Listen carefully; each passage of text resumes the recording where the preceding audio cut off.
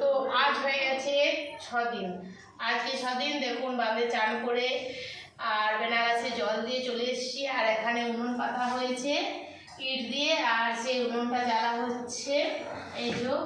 আর এখানে আমি জল চাপিয়ে দিয়েছি, এই যে আলু সিদ্ধ হচ্ছে, আলু সেদ্ধ আর হচ্ছে হবিসি হয় সেই আলুটা সিদ্ধ হচ্ছে। এই যে উনুনটা জ্বালিয়ে দিয়েছি। তো এই যে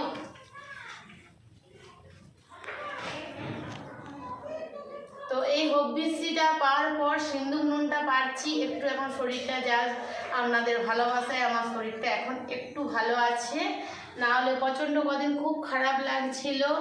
যাই হোক এই দুর্গা পুজোর টাইম মানে এইগুলোর পরে সামালতে বেশ 2-3 দিন সময় লাগবে।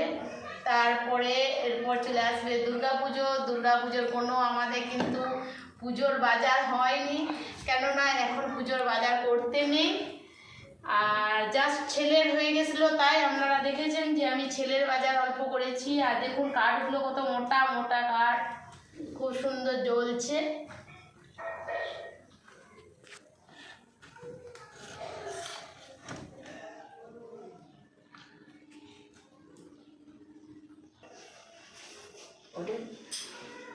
এই দেখুন এখানে আলু সিদ্ধ হচ্ছে, এখানে আলু সেদ্ধ হচ্ছে। আর হবে হবিসি হবে, হবিসিটা জানেন তো, আতপ চালে হবিসি হবে, আর পোস্ত বাটা হবে, আর কাঁচা লঙ্কা কালজি আর সিন্ধু নুন, এটাই হচ্ছে মেনু। হ্যাঁ, এটাই হচ্ছে প্রত্যেক দিনের মেনু। এখন 9 দিন না 10 দিন পর্যন্ত এটাই চলবে।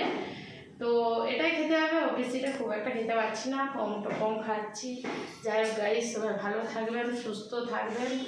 আর আমার এখন এরকমই চলবে কদিন ধরে।